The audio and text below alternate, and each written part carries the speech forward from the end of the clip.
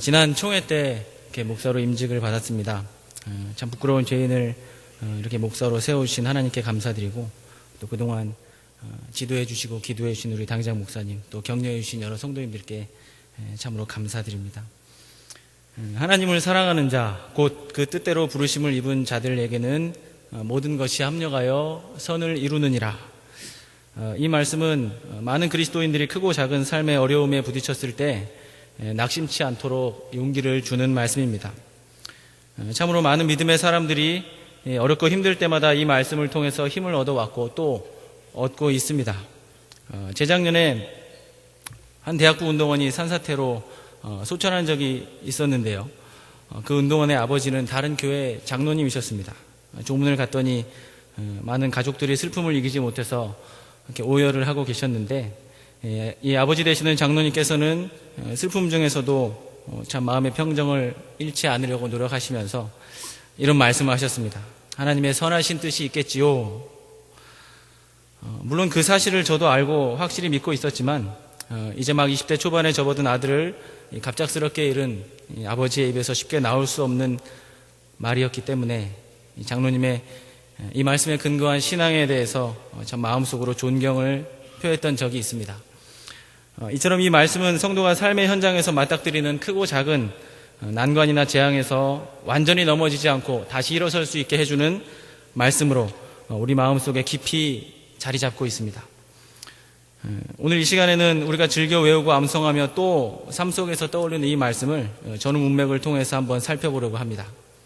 그런 가운데 하나님을 사랑하는 성도, 또 하나님의 뜻대로 부르심을 받은 성도의 삶이 얼마나 소망으로 가득 찬 것이며, 영원한 천국, 즉 영화에 이르기까지 경험하는 모든 삶의 과정이 희망, 또 희망의 연속이라는 사실을, 이 위대한 사실을 함께 확인해 보고자 합니다. 첫 번째로 모든 것이 합력하여 선을 이룬다는 말의 의미는 성도의 삶에 일어나는 모든 것이 구원의 완성을 위해서 유익하게 작용한다는 뜻입니다. 우리 읽었던 28절 말씀을 같이 보겠는데요. 하나님을 사랑하는 자, 곧 그 뜻대로 부르심을 입은 자, 모두 다 성도를 뜻하는 말입니다. 하나님의 뜻대로 부르심을 입은 자가 하나님을 사랑하게 되는 것입니다. 우리는 이런 사람들을 성도라는 말 외에도 신자, 그리스도인 등의 명칭으로 부릅니다. 이들에게는 모든 것이 합력하여 선을 이룬다고 했습니다. 성도와 관계되어 일어나는 모든 일, 성도의 주위에서 일어나는 모든 일은 항상 성도에게 선한 것, 또 좋은 것이 되도록 함께 일한다. 언제나 유익한 것이 되도록 함께 역사한다. 하나님께서 그렇게 일하신다는 뜻입니다. 그렇게 해서 도달하게 되는 선이 무엇인지, 궁극적으로 이루어지는 선이 무엇인지를 이어지는 말씀이 설명하고 있습니다. 우리 다 함께 29절에서 30절 말씀을 읽겠습니다. 하나님이 미리 아신 자들로 또한 그 아들의 형상을 본받게 하기 위하여 미리 정하셨으니 이는 그로 많은 형제 중에서 맏아들이 되게 하려 하심이니라. 또 미리 정하신 그들을 또한 부르시고 부르신 그들을 또한 의롭다 하시고 의롭다 하신 그들을 또한 영화롭게 하셨느니라. 아멘. 29절 말씀은 미리 아신 자들, 즉 구원하기로 예정하신 자들이 예수님의 형상을 본받도록, 지난 주일의 말씀과 같이 경건을 통한 성화의 삶을 살도록 하나님께서 정하셨다, 선택하셨다는 뜻입니다. 30절 말씀은 그렇게 선택받은 성도가 논리적으로 어떤 과정을 거쳐서 궁극적인 구원, 즉 영화에 이르게 되는지 구원의 서정을 요약해서 나타낸 것입니다. 이 칠형리에서 공부한 구원의 서정이 무엇입니까? 부르심, 중생, 회심, 믿음, 칭의, 양자, 성화, 견인, 영화입니다.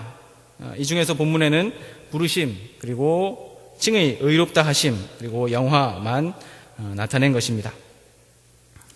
이 성도의 삶에 관계된 모든 것, 일어나는 모든 일은 개별 사건으로만 의미를 가진 것이 아니라, 이 독립된 한 가지 일로서만 의미를 가진 것이 아니라 다 함께 작용하여 항상 성도에게 선하고 유익한 결과를 가져온다. 그리고 그렇게 선의 연속으로 이어지는 성도의 삶은 결국 영화에 이르게 된다. 그렇다면 28절 말씀에 모든 것이 합력하여 선을 이룬다는 말씀은 성도의 삶에 일어나는 모든 일들이 구원 완성, 즉 천국을 향해 달려가게 하는 좋은 일이요, 천국에 점점 더 가까이 가도록 성도를 밀어주고 또 부추기는 선한 일이 된다는 뜻입니다. 그렇습니다. 성도가 삶에서 겪는 모든 일들, 또 통과하는 모든 과정들은 결국 천국으로 가는 좋은 통로가 될 뿐입니다. 보기에 좋은 일이든 좋지 못한 일이든 모두가 그렇습니다. 형통한 일이든 힘들고 어려운 일이든 우리가 겪는 모든 인생의 과정들이 결국 구원 완성을 위해서 유익하게 작용하는 것입니다. 전능하신 하나님이, 만물을 통치하시는 하나님이 그렇게 하시기 때문입니다.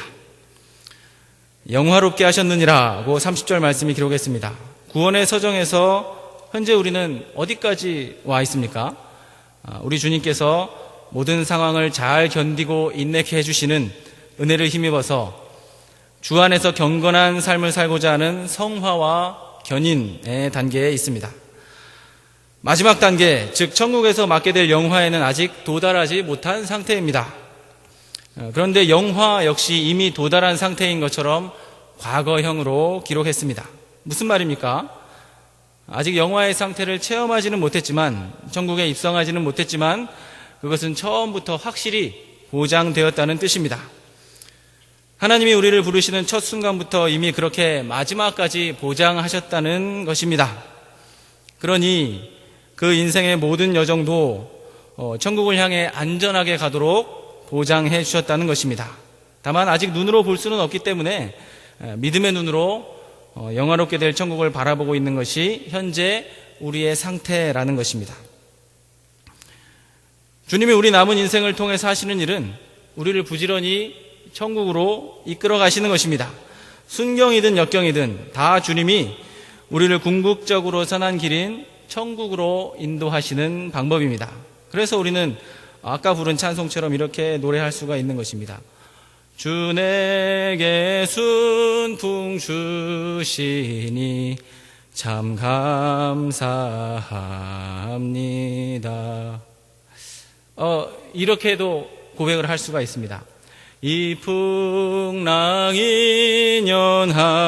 연하여서 더 빨리 갑니다.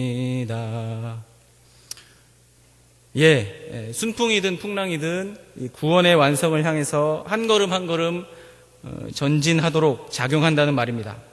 피곤할 때는 주저앉지 않도록 순풍을 주시고, 지친 듯 싶으면 세찬 풍랑을 보내셔서 뒤에서 밀어주십니다. 우리의 걸음을 격려하시지만 너무 빨리 간다, 때로는 오버페이스한다 하면 조절할 수 있도록 약간의 어려움을 주시고 또 겸손하게 하십니다. 혹 길을 잘못 들어서 곁길로 빠질까 싶으면 말씀을 통해서 계속해서 정해진 코스로 가도록 바로잡아 주시는 것입니다. 우리가 잘 알고 있는 하나님의 종 모세는 나면서부터 죽음을 걱정해야 했던 처지였습니다. 하나님이 이스라엘의 구원자로 쓰시기 위해서 보내신 모세를 사탄이 불신 세상의 왕 바로를 통하여 죽이려고 했습니다.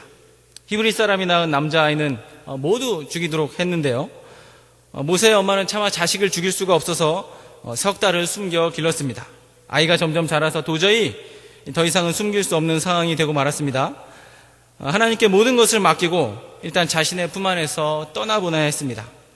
생각 끝에 이 갈대를 꿰어서 작은 바구니를 만들었습니다. 그 안에 모세를 담아서 눈물과 함께 나일 강물에 띄워 보냈습니다.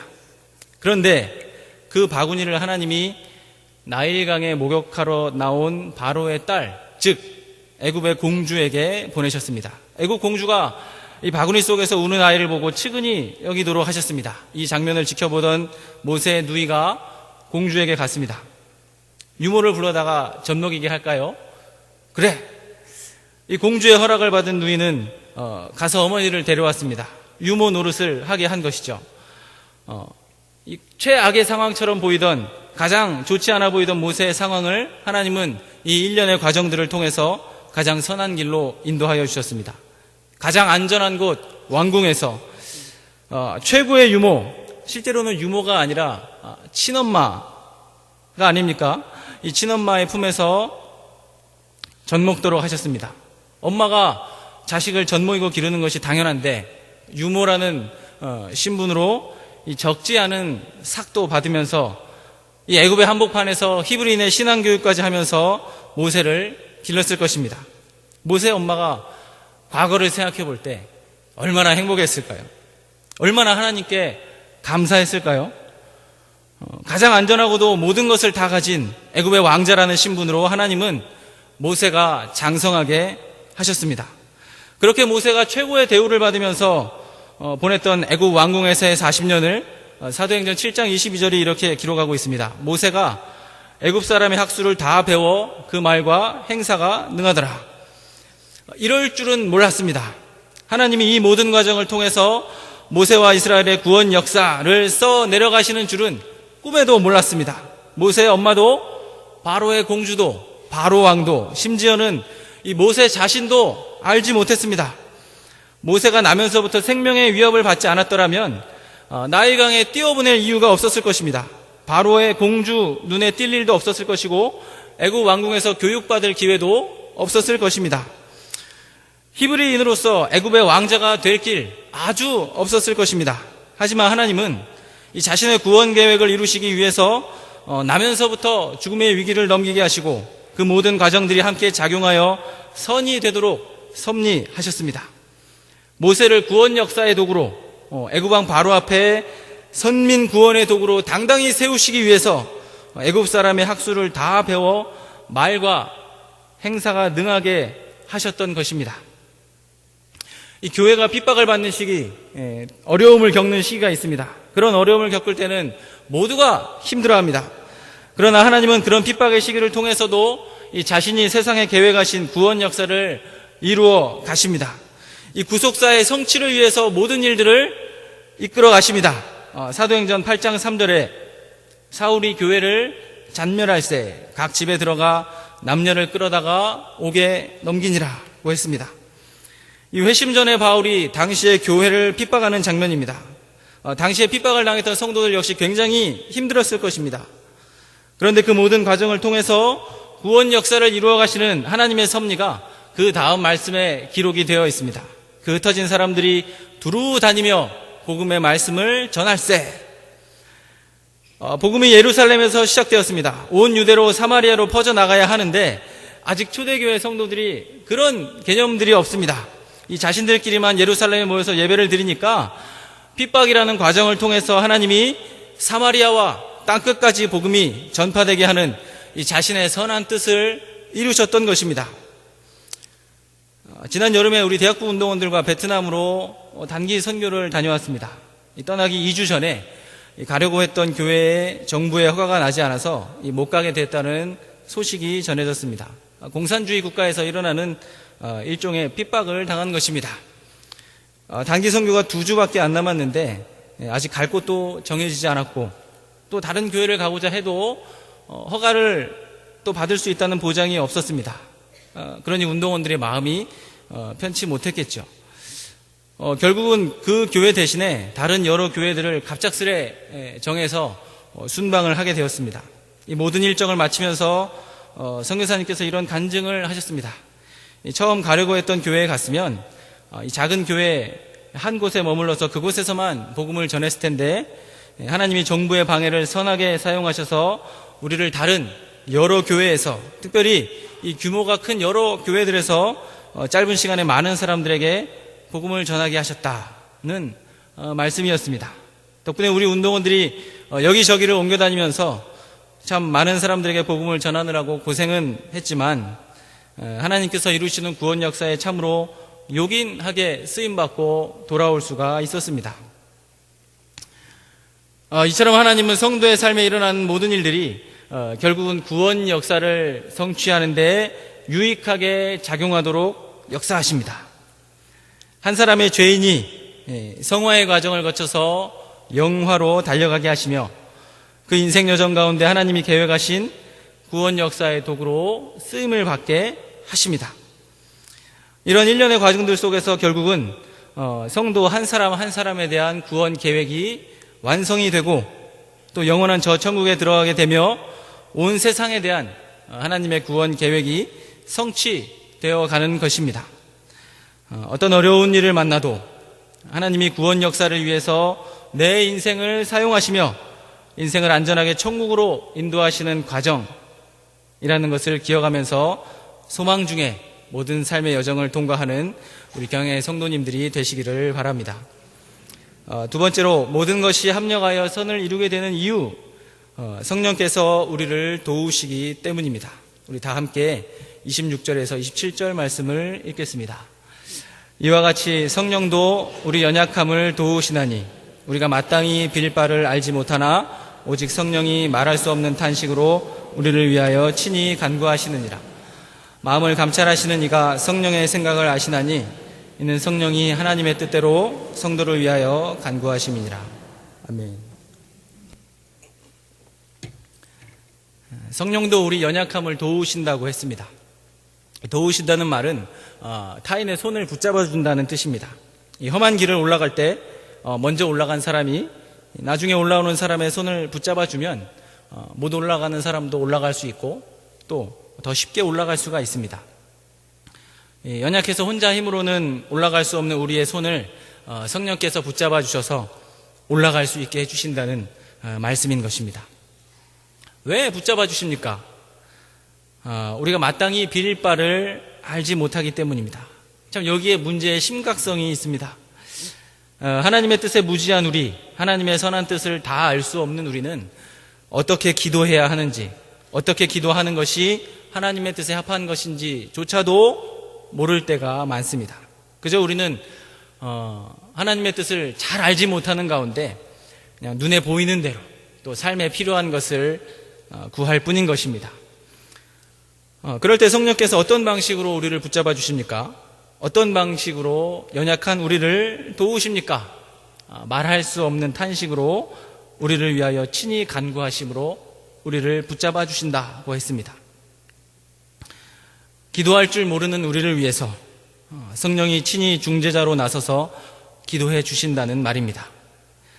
성령의 말로 표현할 수 없는 탄식은 우리의 기도, 우리의 탄원, 하나님 앞에서 토하는 우리의 탄식으로 나타납니다.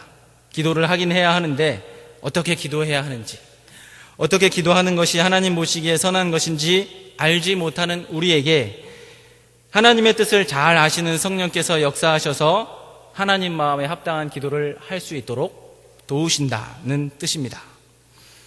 하나님의 뜻을 가장 잘 아시는 성령께서 우리를 위해서 탄식으로 간구하시고 그러한 성령의 간구가 우리 마음속에 역사하여 우리 기도가 하나님 마음에 합하도록 주장하시기 때문에 비로소 우리의 기도가 하나님께서 연락하시는, 받으실 만한 기도가 되는 것입니다. 성도 여러분, 나는 구원받았으니, 한 번 받은 구원은 확실하니, 어쨌든 천국으로 갈 것이니 가만히 있어도 모든 것이 합력하여 선을 이루게 되겠지라는 생각은 정말이지 하나님을 기만하는 생각입니다. 참 어렵고 힘든 일이 닥쳤는데 나는 성도니까 모든 것이 합력하여 선을 이루게 되겠지라는 막연한 희망만 갖고 열심히 기도하지 않는 사람은 하나님의 선하심을 알고도 체험하지 못하는 어리석은 사람이 될 것입니다. 하나님께서 연약한 우리를 도우시기 위해 성령을 보내셨습니다. 그 성령께서 어떻게 기도해야 할지 모르는 우리를 위해서 탄식으로 간구하신다고 했습니다. 그러한 성령의 역사가 우리의 기도를 주장하여 하나님께서 기뻐 받으시는 자녀의 기도, 하나님의 마음에 합한 기도가 되고 그 성령의 도우심 때문에 결국 성도에게는 모든 것이 합력하여 선을 이룬다고 하신 것입니다. 이렇듯 가장 확실한 도움, 하나님의 영이신 성령의 도움, 다름 아닌 삼위 중 한 분이신 성령 하나님께서 친히 도우신다는 약속을 받은 우리, 무엇을 해야 하겠습니까?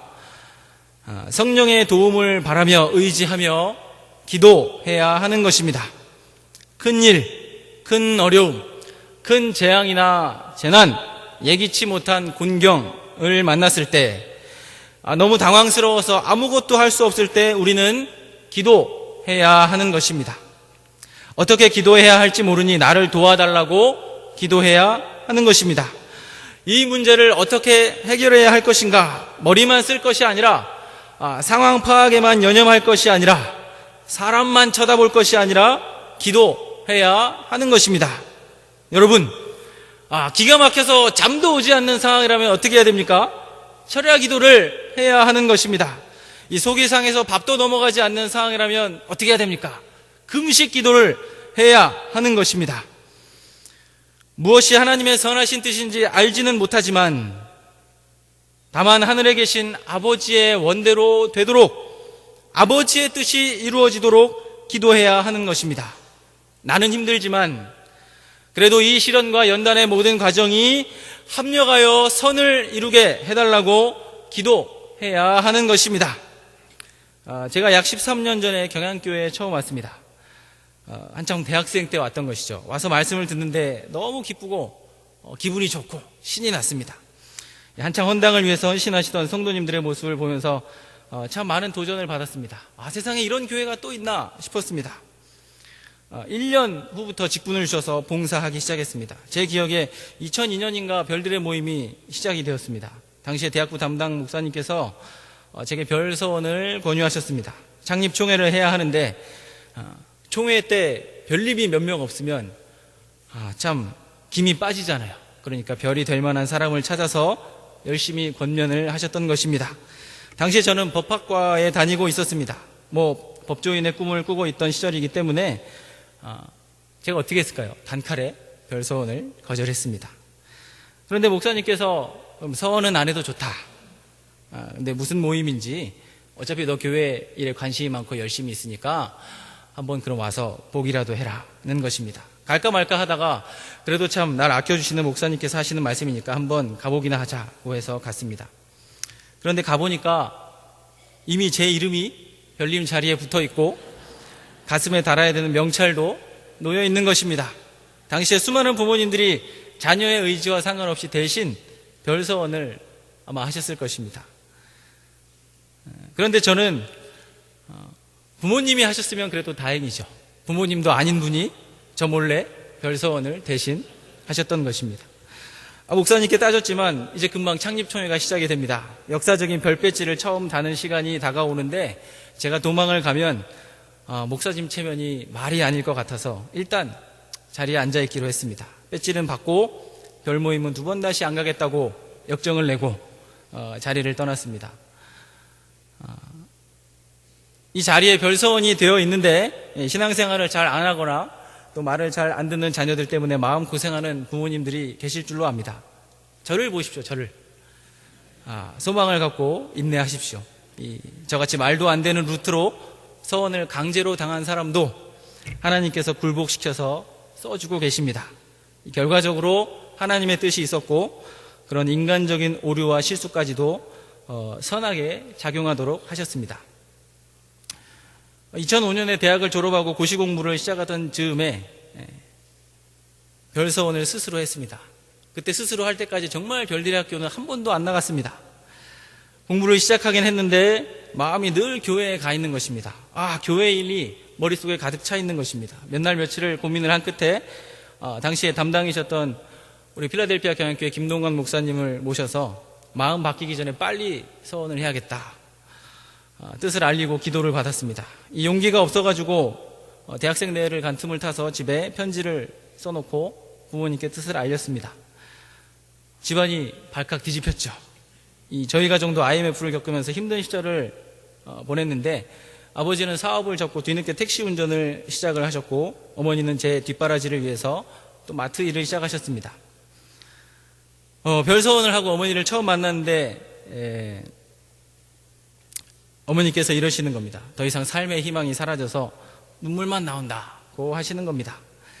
아버지는 늦은 나이에 하루 12시간씩 운전을 시작을 하셨는데 좋은 학교에서 공부하고 있는 아들 때문에 힘든 줄을 모른다고 하신다는 겁니다. 이 택시 손님들과도 이런저런 이야기를 이렇게 나누는 중에 자식 이야기가 나오면 아들 자랑을 하면서 힘든 것을 잊는다고 하셨습니다. 그렇게 힘들게 자식 농사를 지어놓고 이제 아들이 검사나 판사나 변호사가 된다는 소망 속에 살았던 것이죠. 사실 이 공부가 어려운 것이기 때문에 제가 한다고 다 되는 것도 아닙니다. 그러나 우리나라 부모님들의 마음이 다 그런 거 아니겠습니까? 그동안 이런 반구도 없던 자식이 교회를 자주 왔다 갔다 일주일에 서너 번씩 하더니 시험도 한번 쳐보기 전에 목사가 되겠다고 하는 것입니다. 마음에 가득했던 기대감이 배신감으로, 분노로 바뀌어서 참 화병에 이를 정도로 건강이 악화되기도 했습니다. 이 부모님의 실망과 배신감을 제가 잘 알았기 때문에 설득을 할 엄두를 내지 못했습니다. 자식의 연을 끊고 이제 호적에서 아들은 없어졌다고 하시는데 설득은 안 되는 것이었습니다. 제가 어떻게 기도해야 될지 몰라서 그저 하나님께서 부르셨으면 이 일도 해결해 달라고 기도할 수밖에 없었습니다. 방법은 도저히 모르겠으니 설득은 안 되는데 하나님께서 선한 길로, 좋은 길로 인도해 달라고 기도할 수밖에 없었습니다. 그러던 중에 제가 생애 첫 단기 선교를 러시아 사할린으로 다녀왔습니다. 결산 모임을 하고 돌아오는데 교통사고가 났습니다. 차가 이렇게 넘어져가지고 폐차를 할 정도로 사고가 컸었는데요.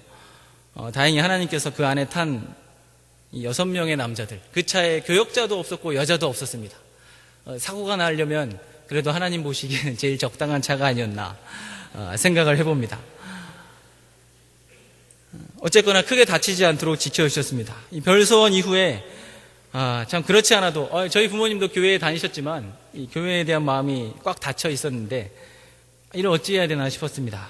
사고 났다고 말씀드리면, 특별히 교회 모임 하다 사고 났다고 말씀드리면 부모님 말씀 안 듣고 교회 생활만 하다가 벌 받은 거 아니냐 이렇게 말씀하실 것 같았습니다.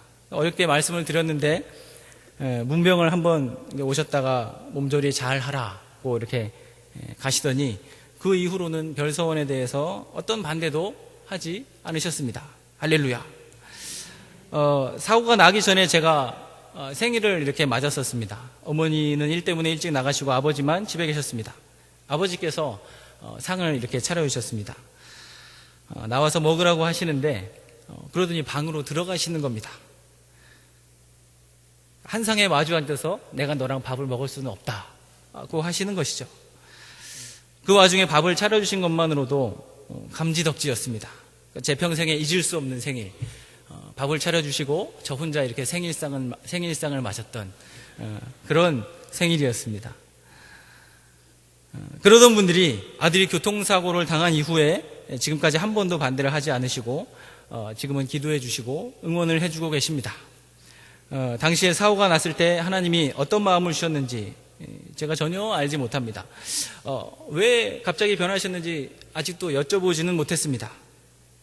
아마 제 생각에 더 이상 반대했다가는 아들에게 더 큰 사고가 나겠다는 생각을 하셨는지도 모릅니다. 시간이 얼마 지나지 않아서 제가 성경을 읽는데 시편 46편 1절 말씀이 큰 깨달음을 주었습니다. 하나님은 우리의 피난처시오 힘이시니 환난 중에 만날 큰 도움이시라. 그때까지 저만 생각했었습니다. 제가 이 길을 가야 하니 하나님께서 해결해 주셔야 한다고 생각을 했었습니다. 부모님과 맞서서 버텨야 된다고 생각을 했습니다. 그런데 하나님은 저뿐만 아니라 제 부모님도 사랑하셨습니다. 제 부모님 역시 부모의 마음으로는 참 스스로 해결할 수 없는 고통 중에 있음을 아시고 건강이 상할 정도로 힘이 드신 것을 아시고 이 교통사고라는 특단의 조치를 통해서 그 마음이 한 번에 녹아지도록 하신 것입니다. 이 집에서는 몸둘 곳 없던 저는 정말 그렇게 생각했습니다. 하나님은 나의 피난처시다. 내가 집에서 있을 곳이 없으니까 가장 안전한 피난처인 병원으로 가서 3주 동안 나를 쉬게 하시는구나. 그동안 저희 부모님에게도 역시 환난 중에 만난 큰 도움이 되셔서 당시 부모님의 신앙으로는 어찌할 수 없던 이 마음의 어려움을 해결을 해 주셨던 것입니다. 어떻게 기도해야 할지 모를 때 하나님은 그저 기도로 매달리게 하셨고 또 성령께서는 그 기도에 함께 하셔서 인생이 전혀 생각지 못하는 방법으로 응답을 받도록 하셨습니다. 그리고 하나님은 이 교통사고라는 불의의 사고를 당시의 상황에 알맞게 적용하셔서 선을 이루도록 하신 것입니다. 우리 사랑하는 경영의 성도님 여러분, 성도로 부르심을 받았다는 것은 참으로 행복한 일입니다. 왜 그렇습니까? 인생에서 만나는 모든 일들이 이 영원한 천국을 향해 전진하게 하는 좋은 일, 유익한 일, 선한 일이 되기 때문입니다. 그것이 혹 사고일지라도 그 모든 과정을 거쳐서 성화를 이루고 영화에 들어가게 하시기 때문입니다. 연약한 인생이기 때문에 걱정은 하지만 실제로는 걱정할 필요가 없는 선한 일들로 우리 인생이 꽉꽉 차 있기 때문입니다. 걱정스러운 일이 일어나면 어떻게 하면 됩니까? 기도하면 되지 않습니까? 기도하면 성령께서 우리를 도우시고 친히 아버지 하나님께 탄식으로 간구하셔서 합당한 응답을 받게 해 주십니다. 결국 이러한 인생의 모든 과정 하나하나가 합쳐져서 우리를 천국으로 안전하게 인도할 것입니다. 따라서 우리 인생은 죽을 때까지 걱정할 것이 없는, 염려할 것이 없는 인생, 또 소망으로 가득 찬 인생인 것입니다. 모든 사람이 그렇습니까? 아닙니다. 하나님을 사랑하는 자, 곧 그 뜻대로 부르심을 입은 우리 성도들만 그렇습니다. 할렐루야. 이러한 인생의 비밀을 아는 성도답게 우리 인생을 가장 좋은 길로 항상 인도하시는 하나님을 기억하시면서 소망 중에 또 감사함 중에 하루하루를 살아가시는 성도님들이 되시기를 바랍니다.